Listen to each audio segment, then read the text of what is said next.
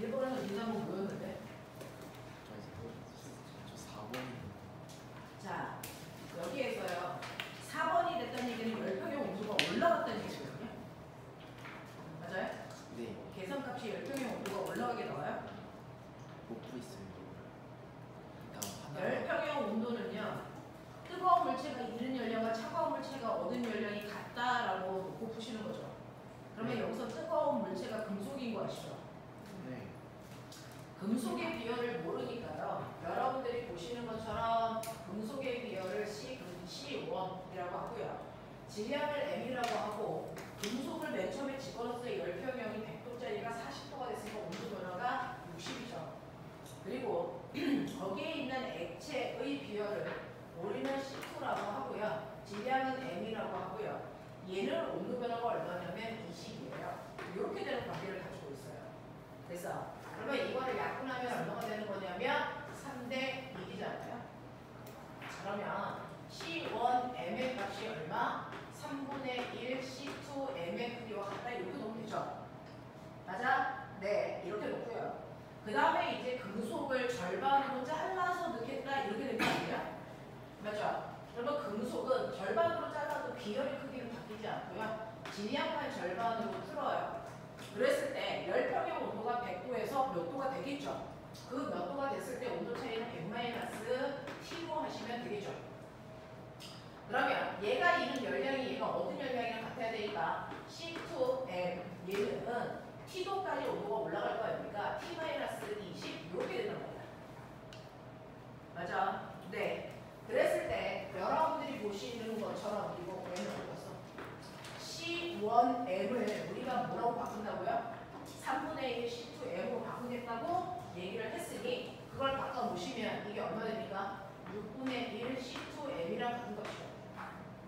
맞아? 네. 그러면 이거 100-T는 C2M T-20이라고 했잖아요. 그러면 C2M, C2M 똑같으니까 약분해서 날리시면 100-T는 저 6분의 1을 넘기는 거예요. 6T-120이야. 그래서 넘기시면 7T는 얼마니? 220이니까 T는 7분의 얼마에서 220에서 열평형이 되겠구나 이거죠. 되겠습니까? 그럼 이 온도가 40보다 뭐하니? 작죠.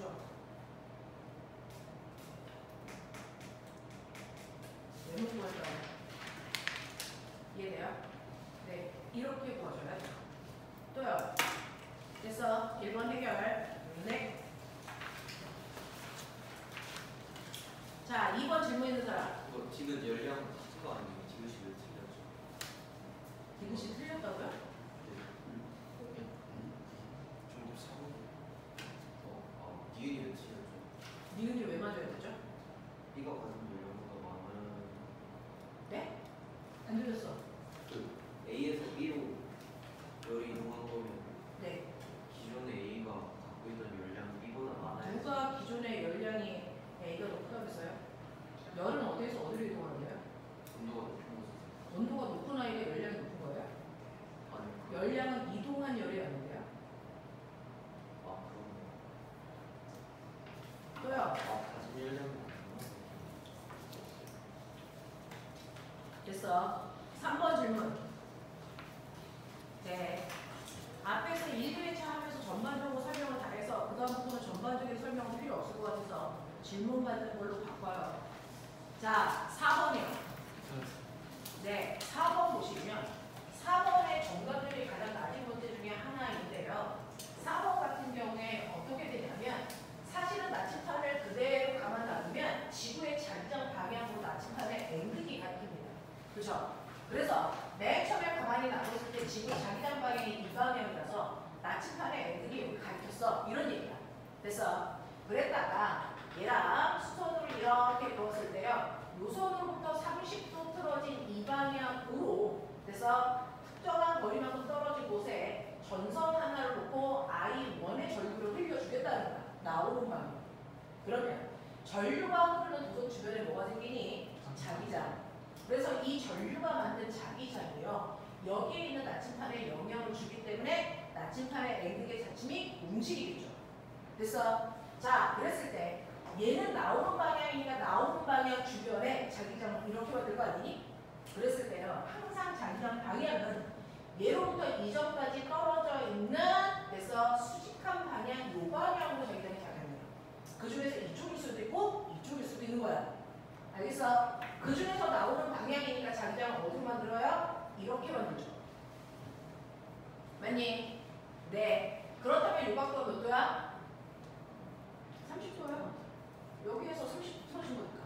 그래서 네. 30도 틀어진 아래쪽 방향으로 N극을 잡아당기는 I1이 만든 B1의 자기장이 이쪽으로 생겨.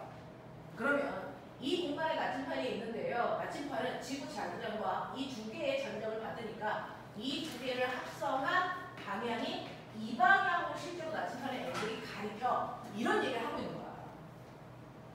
그래서 이걸 자기장이 아니고 여러분들이 우리가 그동안 봤던 힘이라고 보시면 힘이 하나는 이쪽 방향으로 지구를 나침판을 잡아당기는 힘이 작용하고요. 하나는 이쪽으로 잡아당겼더니 한 명이 이 방향을 가리켜 이 뜻이잖아요.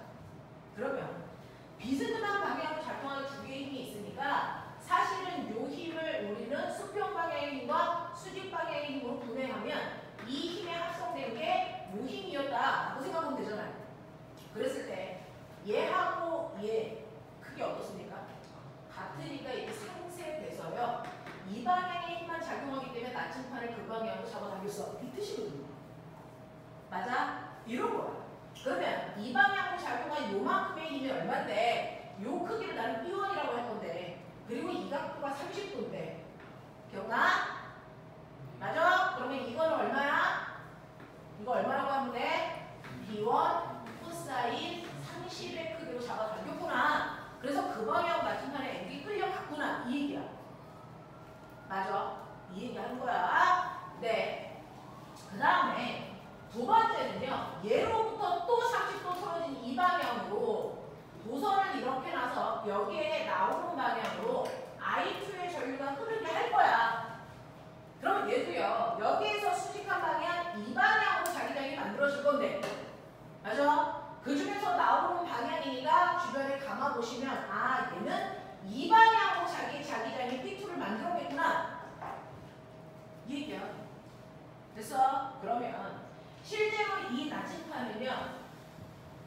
얘하고 얘가 만든 한쪽 방향이 여기를 가리키고 있는데 거기에 또 하나의 힘이 얘가 추가가 되니 그래서 네. 요 힘하고 요 힘을 합성한 그래서 그 방향으로 나침판이 가리킬 거 아니야? 그랬을 때 나침판이 여기에 있다가 30도만큼 틀어져 있는 여기를 가리킨대. 이해돼? 네. 그래서 아 N극이 이제 이 방향으로 잡아당기는 힘을 받았구나. 그래서 여기를 가리키는 거구나. 그러면 이 힘은 얘와 얘를 합성한 거죠. 맞지? 그러면 요 힘도 우린 나눠야죠. 뭘로? 수평 방향의 힘하고 수직 방향의 힘으로 나누시면 됐어? 네. 아까 수평 방향의 힘 뭐 있었어요? 이거요. 맞죠? 네. 그러니까 코사인 30도니까 2분의 루트 3 B1이라는 힘이 있었고 그 다음에 지금 B2라는 힘을 수평과 수직으로 나눴을 때요. 요 각도가 60인 거 아시더니 요 각도가 30인 거 아시죠? 네. 그래서 요 방향으로 나침판을 움직이게 할 건데 그러면 내가 준 요것 때문에 생긴 요 60도 떨어진 요 힘을 수평과 수직으로 분해해 보시면 되겠죠? 네. 수평과 수직으로 분해할게요. 그랬을 때 여러분 보기 편안하고 여기 P2라는 힘이 작용하고 있어요. 이걸 수평과 수직의 힘으로 분해해서 얘랑 더할 거란 말이야. 맞지? 그랬을 때 요 각도 몇 도라고요? 60도라고요. 그랬을 때 요 방향의 힘을 얼마라고 보면 되겠니? B2 코사인 60이고요. 맞아? 요 방향의 힘이 얼마라고 보면 되겠니? B2 사인 60의 힘이 작용하는 거야. 그래서 수평 방향으로 요 힘과 요 힘이 작용하니까 이거 두 개 더하면 각각. 그래서 이 방향의 힘에 의해서 합성된 게 실제로는 어느 방향을 가리키냐면 여기를 가리키는 N극 방향을 만들어냈다는 얘기야. 이때 자, 그랬을 때요. 실제로 나침판이 가리키는 요 각도는 30도를 가리키게 돼 있어요. 그랬을 때 30도에서 벡터이기 때문에 길이가 어떻습니까? 1대 2대 루트 3이죠. 그러니까 수평 방향으로 잡아당기는 힘이 수직 방향으로 잡아당기는 힘에 비해서 몇 배 크다는 얘기야? 루트 3배 큰 힘이 작용했구나. 이 얘기 하고 있어. 됐어? 그러면 그 중에서 수평 방향으로 작용하는 힘은요. 아까 만들어진 합력에 지금 B2가 만든 수평 방향 힘을 더하시면 되잖아요. 그러니 2분의 루트 3B1에다가 더하기 코사인 60이니까 2분의 1 B2를 더한 수평 방향의 힘이 수직 방향의 힘이 얘요. 2분의 루트 3 B2에 비해서 몇 배 커? 루트 3배 크죠? 그러니까 여기다가 루트 3을 곱하시면 두 개의 크기는 같아. 이렇게 되는 거야. 네? 네? 자, 그렇다면 우리는 2번 가지고요. 계산해 보시면 여러분들 요거 넘기시면 얼마 나오니? 얘는 2분의 3 B2가 되는 거고요. 얘 넘기시면 얼마가 됩니까? B2가 되죠. B2는 얼마니? 2분의 루트 3 B1이랑 같은 세 개의 힘이었어. 이게 되는 거야. 이해돼? 자, 그랬을 때 여기에서는 뭘 물어보는 거냐면 여기에서는 이러한 자기장을 만드는 I2 대 I1의 비율이 얼마니? 이거 보는 거잖아. 그 비율은요. 자기장의 세기가 결국의 비율과 같죠. 됐어? 네. 그래서 I2가 만든 B2의 크기가 이거요. 2분의 루트 3 B1. I1이 만든 자기장은 B1. 되겠냐? 그래서 계산을 하시면 드디어 얼마 나오니? 루트 3분의 2라고 하는 값이 나오죠. 그래서 네, 이렇게 해서 얘네들의 크기 비율이 루트 3분의 2예요 라고 하는 게 나와요. 그래서 이번에 중학교 3학년 어떤 아이가요 자소서에서 지구 자기장과 전류가 만든 자기장의 세기를 비교하고 싶어요. 근데 어떻게 해야 되는지 모르겠어요 라고 얘기를 해서 나침판에 전류를 흘렸을 때 나침판의 각도가 P를 정도해가지고 지구장과 세기를 비교하면 돼 라고 얘기를 해줬거든요. 그게 바로 이거죠. 그래서 네, 이 얘기를 하는 겁니다. 그래서 지구자기장의 세기와 내가 지금 전류를 흐르게 했을 때 자기장의 세기 그래서 네, 세기의 비율에 의해서 나침판의 앵극의 방향이 틀어지는 정도가 될 정도예요.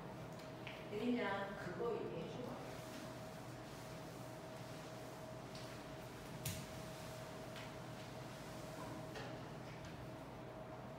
이해돼? 하겠어? 비슷한 문제 나오면 풀 수 있니? 라고 묻는 거예요. 알겠니? 네, 이렇게 하시면 돼요. 자, 그 다음에 5번 질문해보세요. 자, 5번 답을 뭐가 맞다라고 했어요? 보기 불러요. 자기가 맞다고 생각한 보기가 뭐예요? 저 기억 리을 못했어요. 기억 니은이요. 리을이요. 기억 니은이요. 네, 리을 니은. 지금 저도 니은 디귿이에요. 기억 니은. 여기서 맞는 게 뭐냐면요. 니은하고 리을만 맞다는 거죠. 기억하고 디귿이 틀렸다는 거죠. 그러니까 다시 말해서 거기에 있는 그림 1번에는 절대로 유도전류가 안 흘러. 이 얘기죠. 유도전류는 어떨 때 흘러요? 자기장이 변화가 자기장의 세기가 뭐 할 때? 변할 때 그래요. 그러면 보면은 이 안에서 보선 속에 자기장의 세기가 변할까? 이거 생각하는 거잖아요. 여기 뭐라고 써져 있냐면 균일한 자기장이 형성되어 있는 곳이다 이렇게 써져 있어요. 그러면 균일한 게 자기장이니까 여기가 5테슬라, 5테슬라, 5테슬라, 5테슬라를 가지고 있는 곳이다. 그게 1번 영역이다 라고 생각하라는 뜻이죠. 맞아? 네. 그랬을 때요. 처음에는 도선이 여기 있다가요. 1초 후에 여기로 가요. 1초 후에 여기로 가요. 1초 후에 여기로 가요. 등속도로 가고 있죠. 자기장의 색이 바뀌어요? 안 바뀌잖아요. 유도전이 흐르게 있니? 안 흐르잖아.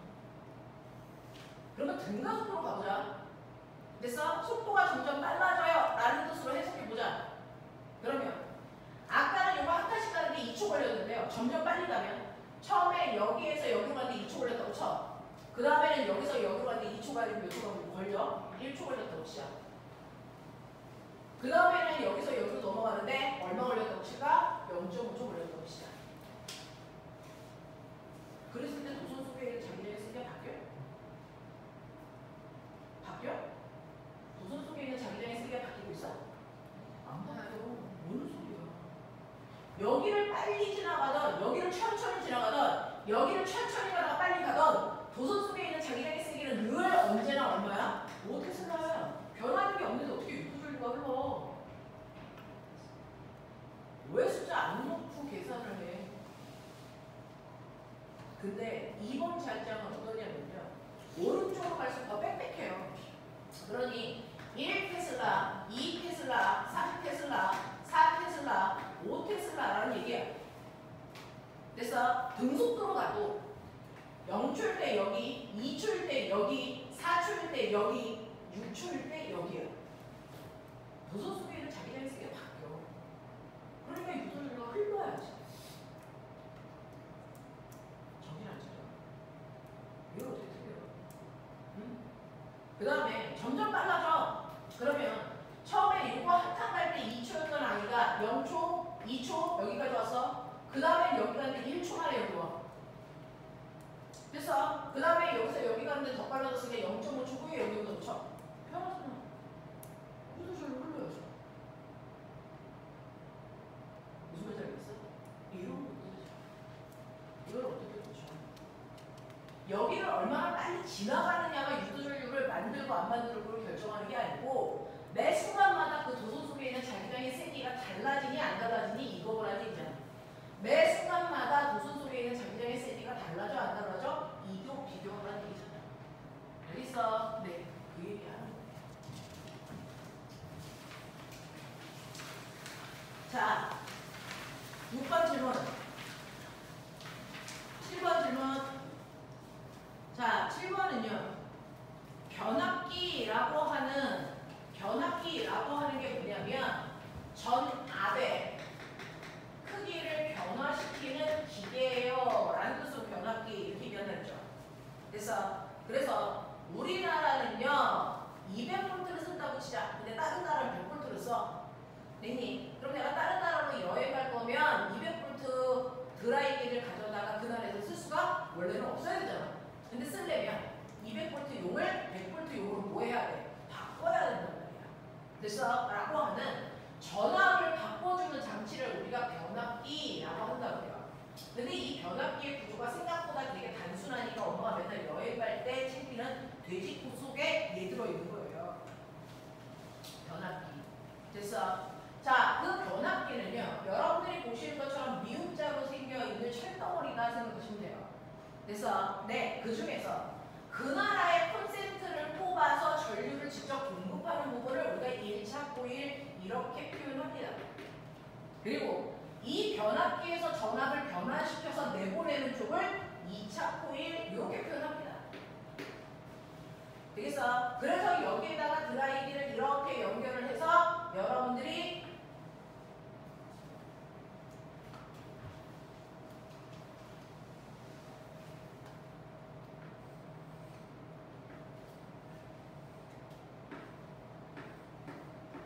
바람에다가 뱅크로 사용하겠죠. 됐어? 이런 모습이야. 되겠니? 그러니까 이 나라는요 200볼트 쓰는데 얘는 100볼트 용이라서 100볼트로 전압을 바꿔줘야 돼. 이런 상황이야. 되겠니? 네, 그럼 어떻게 전압을 바꾸니? 라고 하면 바꾸는 원리가 되게 간단합니다. 여기에 감아있는 코일의 개수가 전압의 비율을 만들어요. 됐어? 그러니까 1차 코일과 2차 코일에 감겨져 있는 지연이 1차 코일과 2차 코일에 감겨져 있는 코일의 개수비가 몇 대 몇이라고 본다면 2대 1이잖아. 2대 1. 그러면 들어가는 전압과 나오는 전압의 비율이 감긴 개수 비율과 정확하게 일치해. 2대 1이야. 그러니까 내가 들어갈 때 200볼트를 넣으면 몇 볼트로 나와? 100볼트로 나오는 뜻이야. 됐어? 근데 더 황당한 거 I1 대 I2라고 하는 이쪽으로 들어가는 전류와 변압돼서 나올 때 이쪽에서 나오는 전류는 거꾸로 2대 1의 비율을 가져. 신기하죠? 왜 그러냐면 실제로 이 변압기에 들어갔다가 나올 때 전기 에너지의 세기가 세질까? 약해질까? 아니요. 그대로. 그래서 단지 전압만 바꿔줄 뿐 에너지의 크기는 변하지 않습니다. 이 안에서. 그래서 그러면 전기의 에너지를 우리가 뭐라 그러니? 전력. 전력은 어떻게 구하니? 전압과 전류의 곱이죠. 네네. 그러니까 전압과 전류의 아이씨 저도 이상하고. 똑바로 얘기를 해야 될 거 아니야. 네. 그러니까 전압과 전류를 곱한값은 어떻게 해야 돼? 같아야 되죠.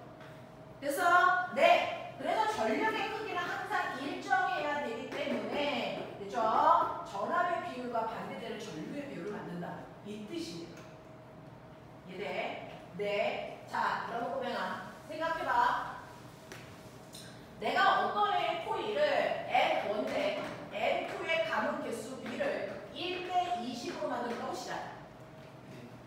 됐어? 그러면 들어갈 때 전압과 나올 때 전압의 비율이 몇 대 몇이야? 네, 1대 20이니까 들어갈 때가 2V면 나올 때는 40V 돼서 내보내. 이런 뜻이야. 맞아. 자, 그러면 I1 대 I2의 비율은 얼마야? 네, 20대 1이야. 그러니까 들어갈 때 만약에 이 아이가 얼마요? 20A라면 얼마가 돼서 나와야 돼? 1A가 돼서 나와야 돼. 그래서 그랬을 때 들어가는 전력과 나가는 전력의 비율은 어때야 된다고? 1대 1이어야 되니까 전압의 전류를 곱하면 얼마? 40. 전압의 전류를 곱하면 얼마? 40. 이 형태로 나온단 말이야. 됐어? 근데 신기하게 전력이 같아야 되니까 전압과 전류가 반비례한다는 건 이해. 근데 문제는 왜 가문 코일의 비율과 전압의 비율이 정확하게 일치해야 되는데? 이게 궁금한 거지. 이게요, 바로 이 변압기 안에서 일어나는 건데요. 우리가 실제로 발전소로부터 받는 전류는 무슨 전류라고 말씀드렸어요? 교류 전류죠. 주기적으로 전류가 흐르는 방향이 바뀝니다. 그러니까 첫 번째, 만약에 전류가 이렇게 흘렀다고 시작. 그럼 도선 속의 전류가 이 방향으로 흐르면 그 방향으로 감아보시면 여기에서 순간 전류가 흐를 때 전류가 흐르는 도선 주변에는 자기장이 생기니까 얘가 이 방향으로 자기장을 만들어. 맞아? 그 만들어놓은 자기장이 여기에 들어가서 순간 어떤 자기장을 만들어주는 거야. 됐지? 그러면 얘 입장에서는 자기장이 순간 생겼으니까 생기는 거 좋아 싫어?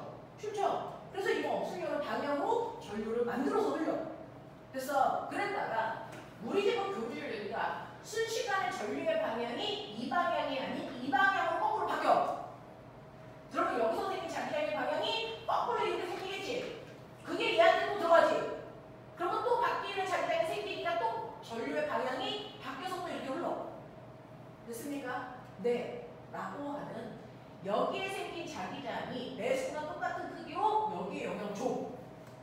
그러면 여기에 자기장의 세기가 100번 바뀌면 100만큼 바뀌면 여기도 자기장의 세기가 얼마만큼 바뀐다는 거야? 100만큼 바뀐다는 거야. 그러면 패러데이 법칙에서요, 전압은 코일 가문 개수에 비례하며 시간당 자기장 또는 면적의 변화에 비례하는 전압을 만들어요. 이렇게 얘기했었죠? 네. 그러니 왼쪽에서 만든 전압의 비율과 오른쪽에서 만든 V2라고 하는 전압의 비율은 결국은 N1 곱하기 T분의 BA 또는 N2 곱하기 T분의 델타 BA인데, 보시면 이쪽에서 시간당 자기장의 변화와 이쪽의 시간당 자기장의 변화가 어떠니? 같아요. 얘하고 얘가 같은 거죠. 그러니 전압의 비율이 가문 코일의 비율과 어떻다? 정확하게 같아야 된다. 패러데이 법칙. 알겠습니까? 그걸 이용해서 만든 가장 심플한 도구예요. 알겠죠? 그래서 변압기는 이런 식으로요, 코일의 가문 개수를 양쪽을 조절해서 전압을 더 높여줄 수도 있고요, 낮춰줄 수도 있습니다. 그래서 전압을 바꿔주는 장치를 우리가 변압기라고 한다. 그래서 네, 그래서 변압기라고 하는 건 패러데이 법칙 이용한 거고요. 코일 가문 개수비가 곧 전압의 비율을 만드는 장치다. 알겠습니까? 이렇게 기억하시면 됩니다. 그래서 거기 보시면 1차 코일과 2차 코일의 가문 개수비가 몇 대 몇이래요? 몇 대 몇이래요? 1대 20이래요. 그러면 전압의 비율이 몇 대 몇이래요? 1대 20이어야 된다. 알겠습니까? 이거 얘기하는 심플한 형태. 되겠죠? 네. 자, 8번 질문 필요한 사람. 9번 필요한 사람.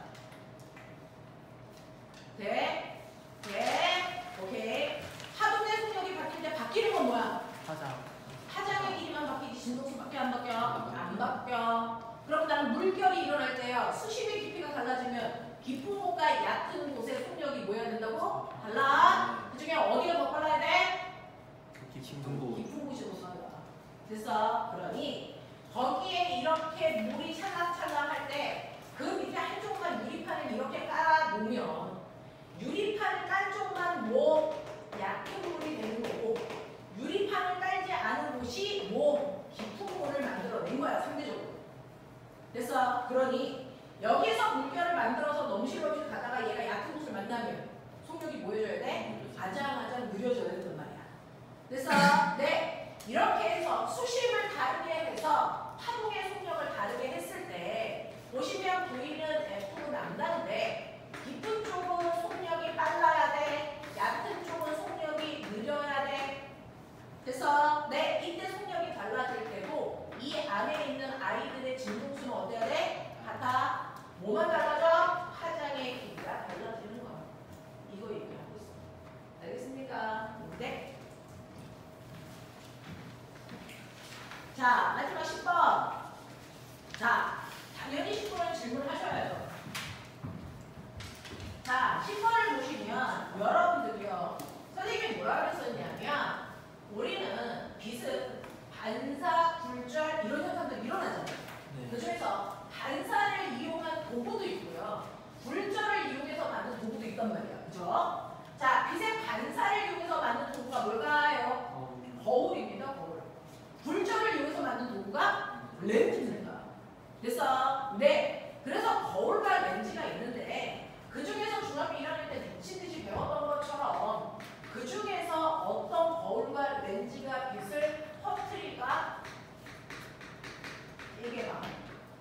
빛을 퍼뜨리는 거울과 렌즈는? 네. 뭘로?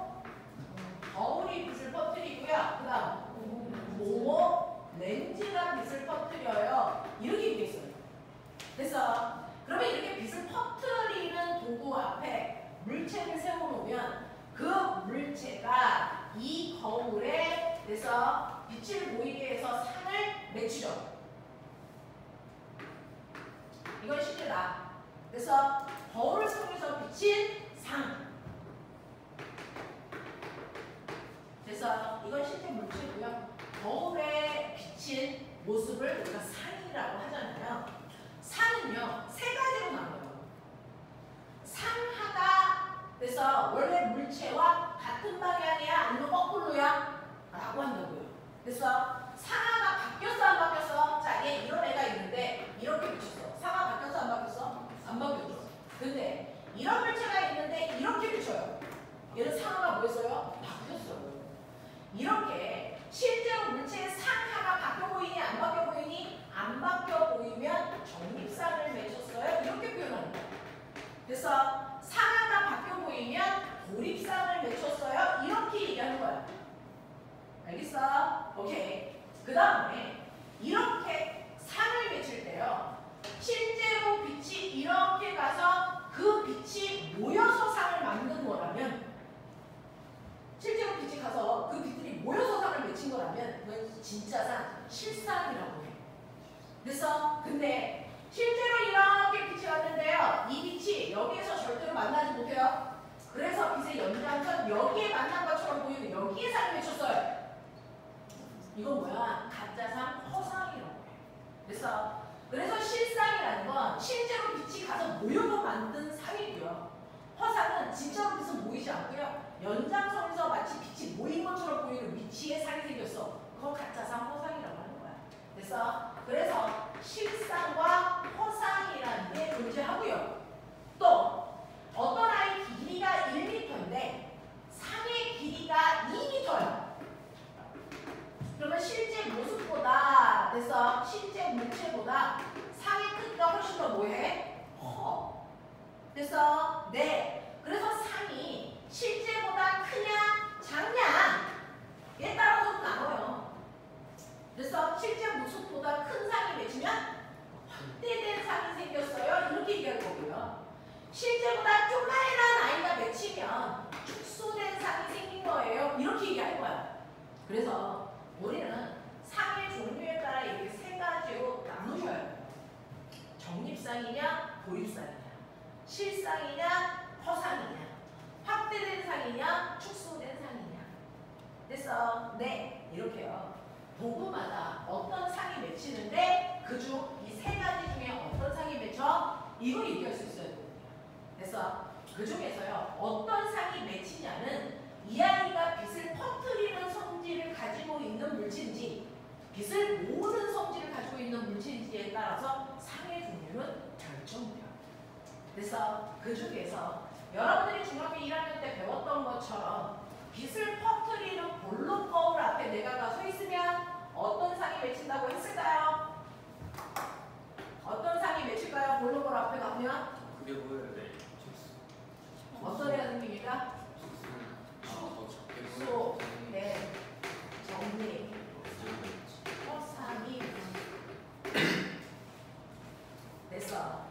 빛을 퍼뜨리는 성질을 가지고 있는 도구 앞에 서 있을 때 맺힌 상은요, 반드시 축소된 정리, 허상이 맺힙니다. 그러니 볼록 거울 앞에가 서 있으면요, 어떤 물체가 이렇게 되어 있을 때 이 물체에 의해서 생긴 상은요, 축소된. 그래서 얘보다 크기가 작은 얘하고 위아래가 같은. 그래서 정립된 뭐가 생긴다고요? 허상이 맺힌다. 되겠냐? 이런 얘기거든요. 그래서 축소된 정립 허상밖에 안 만들어요. 됐니? 그러면 이러한 빛을 퍼뜨리는 아이는 이런 상을 맺히게 한다면 거꾸로요. 빛을 모으는 성질을 가지고 있는 도구도 있겠죠. 뭐야? 오모, 거울하고요. 용이, 볼록, 렌즈. 그래서 그 중에서 볼록 렌즈를 한번 보여드리면 이렇게 되어 있어야 가운데가 볼록 튀어나와야 볼록 렌즈입니다. 그래서 그 중에서 렌즈의 정확하게 가운데로 우리가 광축이라고 불러서 광축을 이렇게 그려보시고요. 자, 그 중에서 렌즈에는요, 빛이 보이는 초점이라는 게 있어요. 자, 렌즈로부터 10cm가 초점이야. 그럼 초점 거리가 생기겠죠? 그거에 비해서 2배 떨어진 곳은 EF라고 써요. 그랬을 때 물체가 EF보다 더 먼 곳에 있을 때 맺히는 상과 EF와 F 사이에 물체가 있을 때 맺히는 상의 종류와 F와 렌즈 사이에 물체가 있을 때 맺히는 상의 종류가 다 달라요. 그래서 이렇게 빛을 모으는 성질을 가지고 있는 광학장치들은요, 실제 물체가 렌즈로부터 얼마나 멀리 떨어져 있는지 거리에 따라서 상이 복잡하게 세 종류가 생깁니다. 그중 가장 멀리 떨어져 있는 1번에 있을 때 렌즈에 맺히는 상의 종류가요, 바로 축소된 돌이 실상이 생깁니다. 그래서 축소된 돌입 실상이 생기고요. 얘가 이 가운데로 오면 얘가 확대된 돌입 실상이 생깁니다. 그래서 얘가 가장 가까운 쪽에 와 있으면 얘는 확대된 정립 허상이 생깁니다. 그래서 이렇게 상이요, 위아래가 확 바뀌고 크기도 막 달라지고 이런 상들이 복잡하게 생겨서 우리는 이 부분은 고등학교에 올라가서 여러분들이 기억을 하셔야 되는 거고요. 중학교 때는 주로 여기만 배운 거예요.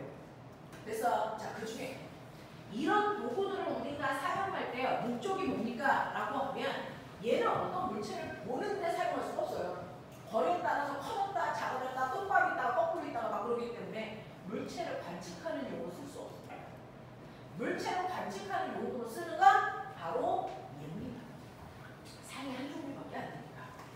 그래서 얘는요, 축소된 정립 허상을 통해서, 그래서 실제 물질보다 작게 물질을 축소해서 봐요. 그래서 그러면 좋은 점이 뭘까요?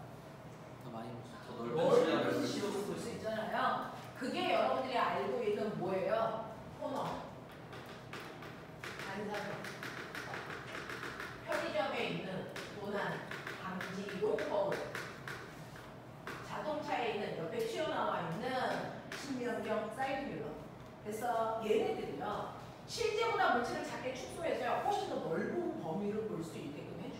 장치입니다.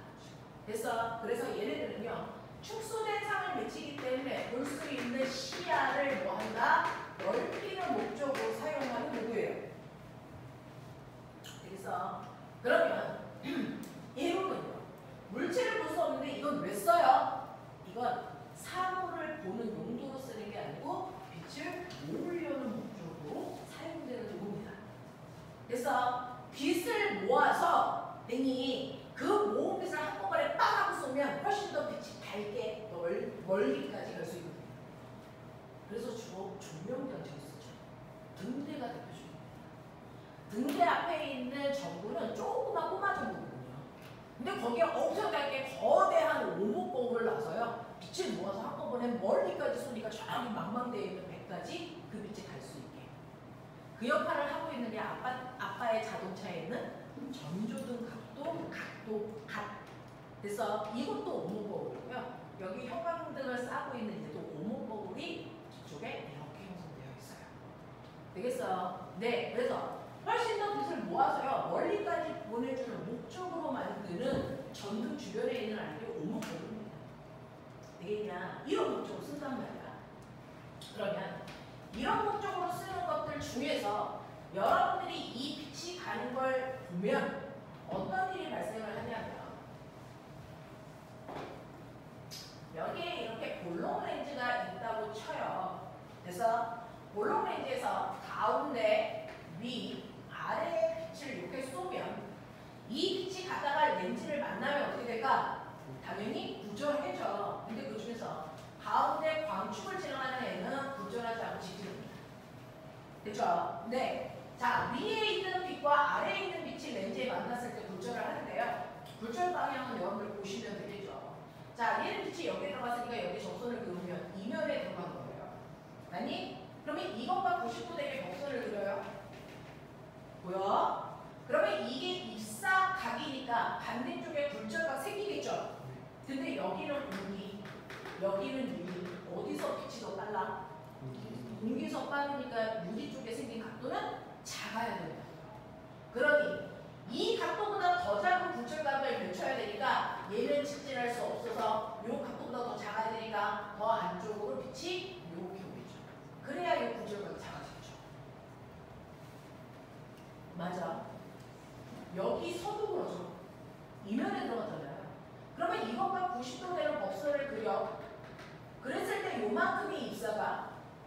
그러면 빛은 직진하지 않고 매질이 다리가 굴절해서 꺾여야 되는데 각도가 훨씬 더 작아야 된다고. 그래서 요 각도보다 더 작은 굴절각을 만들기 위해서 빛이 어떻게 돼야 됩니까? 직진한 것보다 더 위쪽으로 이렇게 말아 올라가줘야 요 각도가 더 작아지죠. 알겠어? 그래서 볼록거울을 지나간 빛은요 한 점에 뭐 합니까? 모이면서 상을 만들어. 이래. 그래서 볼록거울은요 빛을 모아주는, 아니 볼록 렌즈는 빛을 모아주는 렌즈입니다. 여기서 오목 렌즈는요 빛을 뭐 할까요? 터뜨리고 있죠. 그래서 선생님은 어렸을 때야 그거 맨날 자꾸 바르고 귀찮아가지고요 렌즈의 두꺼운 쪽으로 빛이 꺾여가 라고 저를 배웠거든요. 그럼 빛이 이렇게 갑니다. 가운데 빛은 뭐 한다고요? 직진. 그래서 그러면 위아래 빛이 꺾일 건데 아까처럼 작도해 보셔도 되고요. 그래서 작도한 결과 빛은 자기의 위치보다 더 두꺼운 쪽을 향해서 꺾입니다. 그럼 여기보다 더 두꺼운 쪽이 위아래야. 그러니까 얘는 이렇게 가요. 그래서 여기서 어떻게 해요? 자기의 위치보다 더 두꺼운 곳이 얘는 위아래야? 아래. 그래서 아래들이 뭐예요? 그런 의미야. 되겠어? 그러면 여기에 있는 빛은 어디로 가야 돼? 아래로. 이렇게 간다. 그래서 오목 렌즈는 빛을 퍼뜨려주는 성질을 가지고 있고요. 볼록 렌즈는 빛을 모으는 성질이 있어. 그렇게 외운 겁니다. 됐어? 근데 얘는 아니죠. 왜? 지금 여기 볼록 렌즈가 빛을 모으기 위해서 조건이 있었죠. 여기가 뭐야? 공기. 여기가 뭐야? 유리. 여기가 다시 뭐야? 공기. 다시 얘기할래?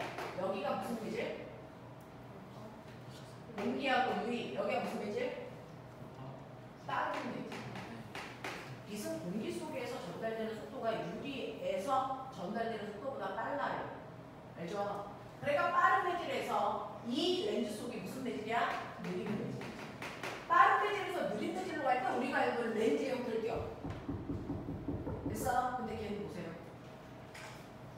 얘는요. 물이 들어있는 수조 속에 볼록렌즈를 이렇게 집어넣은 거예요. 근데 이 볼록렌즈 안에는 아무것도 물체가 들어가 있지 않아. 그러니까 무슨 상태로 보는데 진공 또는 공기 들어있어. 이렇게 보라. 됐어? 그리고 여기 뭐 있어? 여기 물 있어. 이거죠. 이해돼? 그러면 보면 물하고 공기 중에 물이 상대적으로 무슨 매질? 느린 매질. 얘가 무슨 매질? 빠른 매질이고요. 그동안 됐어. 우리가 봤던 속력의 변화, 속력이 정반대로 구성되어 있어요. 무슨 매질이겠냐? 이렇게 되어 있어요. 그래서 렌즈에서 빛이 이렇게 그래서 여기서 빛이 이렇게 오면 가운데에 있는 광축을 통해서 얘는 직진하죠. 얘는 뭐 할까요? 렌즈 빛이가 거꾸로 오라서 얘는 뭐 합니까? 퍼져요. 얘 뭐 한다고요? 퍼져요. 이런 느낌이에요. 무슨 말인지 알겠어? 이런 느낌이야. 그랬을 때 내가 렌즈를 통해서 물고기를 볼 거니까 내가 이렇게 봐요. 여기 물고기 이렇게 있어요. 맞냐? 네. 그러면 내 눈에는요, 이 물고기에서 반사된 빛이 나한테 이렇게 온 것처럼 보여요. 실제로 빛이 모인 게 아닌데, 모인 것처럼 보이는 여기상이 생긴다. 알겠어? 네. 그래서 물고기가 어떻게 보일까요? 요다시만하게 보입니다. 그래서 다시 말할게요. 빛을 퍼뜨리면 상이 어떻게 보인다고요? 축소돼서 보인다. 그 얘기예요. 빛을 퍼뜨리는 도구가 만든 상은 실제 상보다 크기가 뭐하다고? 작은 상을 만들어요. 이 뜻인 거야. 알겠어? 그래서 볼록한 렌즈는 무조건 빛을 모아? 아니야. 우리가 알고 있는 볼록한 렌즈에서 빛이 모일 때는 바깥쪽이 빠른 매질, 렌즈 속에 느린 매질이라서 빛이 모인 거야. 거꾸로 되면 볼록한 모양이라도 빛을 뭐하게 해야 돼? 퍼뜨리게 해야 돼. 알겠어? 이런 얘기를 한 거야.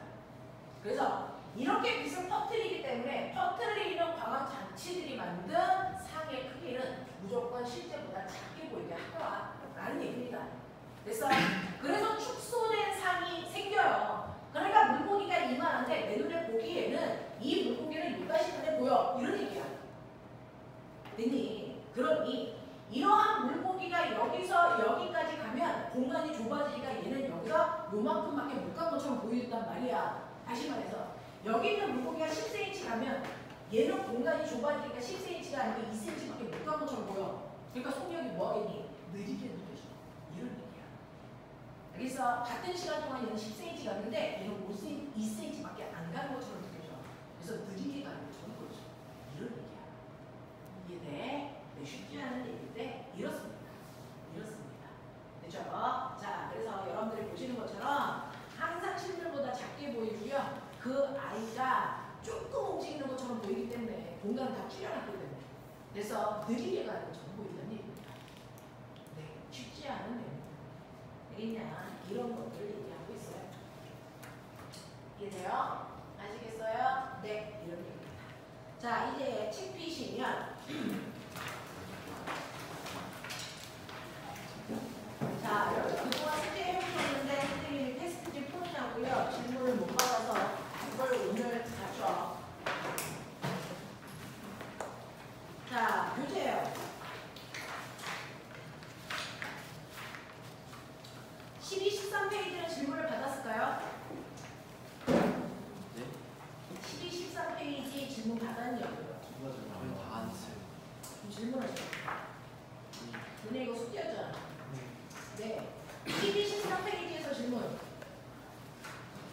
없어요. 넘길게요. 14, 15에서 질문 없어요. 넘길게요. 16, 17에서 질문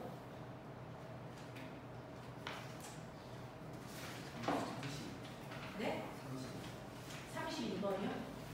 자, 32번 보시면 다음 사람 중에서 자신이 가지고 있는 전등을 이용해서 흰색빛을 만들 수 있는 거 그랬는데 보면은 흰색빛을 만들려면 빛 몇 개를 섞어야 되니?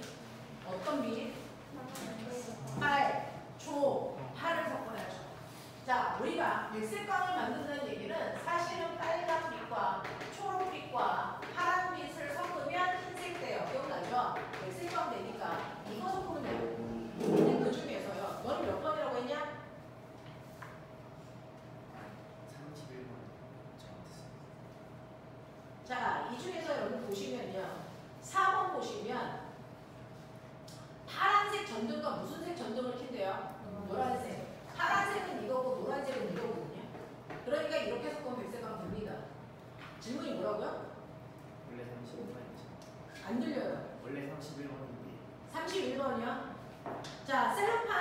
초록색 셀로판지를 눈에 대고요. 빨간색 사과와 노란색 귤을 본다 이 얘기예요. 자, 초록색 셀로판지를 통해서 보면 초록색 셀로판지는 무슨 색깔의 빛만 통과시키는 줄 아세요? 초록색만 통과시켜요. 그래서 우리 이렇게 형광등에다가 초록색 셀로판지를 대면 거기는 초록색 조명을 만든 겁니다. 자, 그러면 초록빛만 얻고 있는데 거기에 누가 있냐면 빨간색 사과가 있대요. 사과가 빨갛게 보이려면 조건이죠. 어때야지 빨갛게 보입니까? 빨간색을 반사시켜야 되는데 무슨 빛밖에 안 와? 초록색 빛밖에 안 오죠. 반사할 게 있어 없어? 없어요. 없으니까 무슨 색으로 보이니? 검은색으로 보여. 됐어. 자, 그 다음에 노란색 귤을 본대요. 노란색 귤은요 무슨 색깔을 반사할까요? 빨간색과 초록색. 네, 얘는 빨간과 초록을 반사할 건데 무슨 빛이 와요? 초록색. 초록색 빛이 오니까 초록색만 반사하겠죠? 그러니까 이게 무슨 색으로 보일까요? 초록색으로 보여요. 알겠습니까? 네. 27번이요. 네 답이 뭔데요?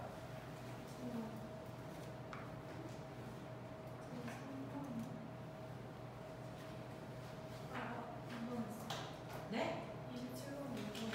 27번에다 문종으로 고쳐드렸거든요. 27번하고요. 거기 답이 잘못 나온 문제가 있어요. 27번 답은 2번으로 고치셔야 됩니다. 넘기세요. 18, 19페이지에서 질문. 여기 숫자가 많이 왔어. 네? 기본 문제까지는 숙제였는데. 여기까지 왔어. 네. 여기서 질문 없어요? 여기서 오답이 있는데. 35번이 오답이거든요. 이거 답을 몇 번으로 고치셔야 되겠어요? 이거 답 4번으로 고치셔야 되겠습니다. 그 다음에 질문이 뭐라고요? 37번은요. 사람이 걸어가고 거기 있는 의자 가만히 있죠. 그러면 의자는 계속 상의 위치가 바뀌지 않아요. 사람의 위치만 달라지는 거죠. 그래서 네 답이 뭐였어?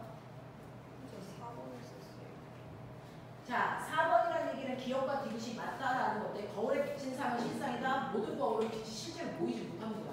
반사되는 거죠. 모든 거울에 비친 상은 허상입니다. 자, 그 다음에 이 사람이 움직이면 의자의 상도 움직이니? 아니요. 의자의 상은 안 움직인다고요. 자, 이 사람이 관찰하는 의자의 상은 이 사람으로부터 7m 떨어져 있습니까? 라고 하는데 지금 현재요. 사람이 거울부터 몇 미터 떨어진 곳에 있니? 거울부터 몇 미터 떨어진 곳에 있니? 5m. 그리고 의자는 몇 미터 떨어져 있니? 거울부터 2m.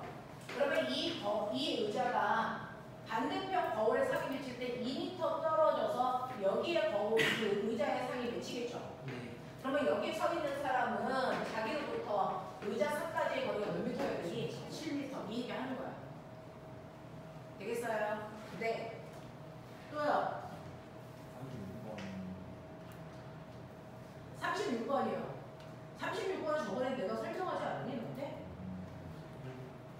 자, 36번 보시면요. 36번은 뭘 얘기하는 거냐면 실제로요. 우리가 햇빛을 보면 그 빛이라는 게 오잖아요.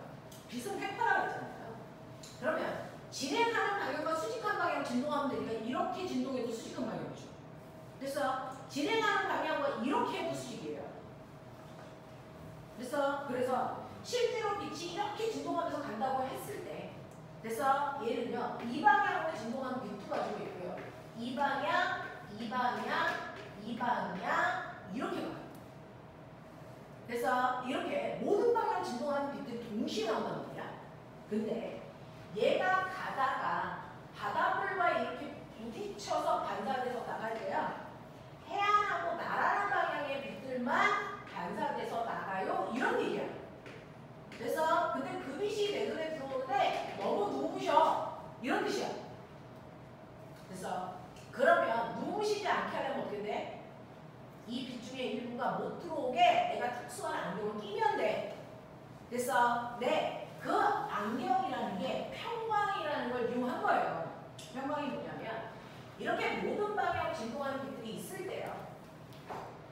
내가 특정한 방향으로만 이렇게 틈이 나 있는 종이를 만드는 거예요. 그러면 이 모든 방향으로 진동하는 빛들 중에서 이 종이와 나란한 방향으로 진동하는 빛만 통과시켜주는 거야. 그러니까 세로 방향의 평광판을 가지고 있을 때요. 세로 방향과 나란한 요 빛만 통과시키고요. 그래서 이렇게 진동하는 애는 여기 통과할 수가 없어요. 됐어? 근데 더 황당한 거. 그러면 세로 방향의 평광판이 있어서 이 빛이 통과했다고 쳐. 그러면 그 다음에 가로 방향의 평광판을 놓으면 어떻게 되니? 그 다음에 가로 방향의 평광판을 놓으면 이 빛은 어떻게 되니? 통과 못하죠. 그럼 내가 이렇게 보면은 여기가 어떻게 보일까? 빛이 하나도 안 오니까 깜깜해 보여. 라고 하는 걸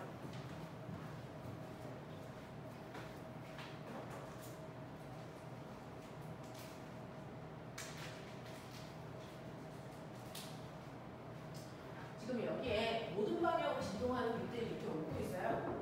그러면 이거를 이제 하나로 걸러내면 이렇게 보시면 빛의 뜨기가 약해졌죠. 한 방향으로 평광되어 있어서 그 방향으로 진동하는 빛들만 통과해 오게 하기 때문에 밝기가 느려진 거예요. 됐어? 근데 또 하나의 평광판이 있겠죠. 그러면 얘가요. 만약에 같은 방향 세로에 세로면 그냥 똑같이 빛이 통과해서 오겠죠. 근데 이거를 이렇게 돌리면 얘가 뭐가 되겠니? 90도가 되겠죠. 그럼 어떤 일이 발생할까요? 비노도 들고. 보이세요? 완벽하게 보이니? 이렇게 돼요. 이렇게 돼요. 빛이 이렇게 가려져. 그러니까 내가 적당량을 가리기 위해서 평광 방향을 결정하시면 돼요. 그래서 그 눈부심이 없게끔 만들는 거예요. 알겠어? 이렇게 돼요. 이게 평광이에요. 보이니? 이런 걸 얘기하고 있는 거예요. 이렇게 신기한 게 과학인데 여러분들은 주구장창 거기에 있는 기억이 답일까 니은이 답일까만 신경 쓰니까 얘가 얼마나 신기한지 모르는 거죠. 이게 평광이에요. 보이죠? 이걸 통해서 우리가 알 수 있는 게 뭘까? 빛은 횡파라는 빛이 횡파니까요. 특정한 방향으로 수직으로 진동하니까 그것과 수직한 방향을 통과할 수 없게 된 거죠. 이게 횡파라는 증거예요. 만약에 종파면 앞뒤로 미니까 어느 방향의 평광이어도 다 통과하죠. 네. 선생님이 내고 있는 목소리는 종파죠. 그러니까 이렇게 해도 내 목소리 들리죠. 그죠? 종파는 평광파하고 상관없이 다 통과합니다. 근데 빛은 통과를 못하죠. 횡파는 아니죠. 그래서 이런 얘기야. 그거 얘기하는 거야. 알아들어요? 네. 이런 겁니다. 자, 착화해야 되는 건 뭡니까? 이치미 저번에 빠져가지고 한 살짝 가. 사실 있어. 뭐야? 소율이랑 같이 아, 이거를 불러요. 소율이랑 같이 아 지금 너무 저도 빠져가지고 못 받았어요. 자, 그 다음. 좀 나가야 되는 사람 누굴까요?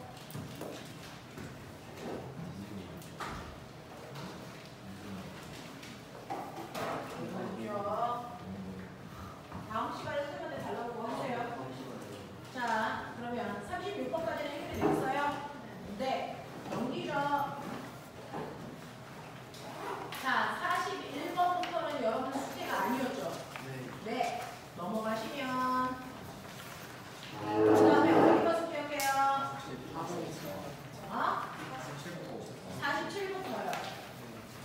자, 47페이지 88번부터 92번까지 질문. 네?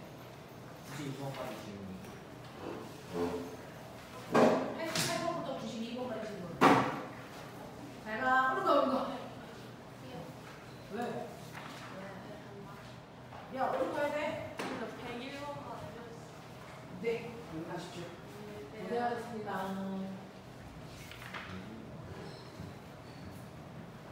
뭐라 그랬어? 101번만 101번에 질문이 아, 100 101번 질문이라고? 자, 88부터 92번까지 질문 없어요? 네. 네. 자, 93번부터 101번까지 중에서 저도 100개예요. 저 101번 해주세요. 네, 여기서부터는 다음 시간에 할게요. 자, 여기 안 풀린 문제랑 틀린 문제 다시 보세요.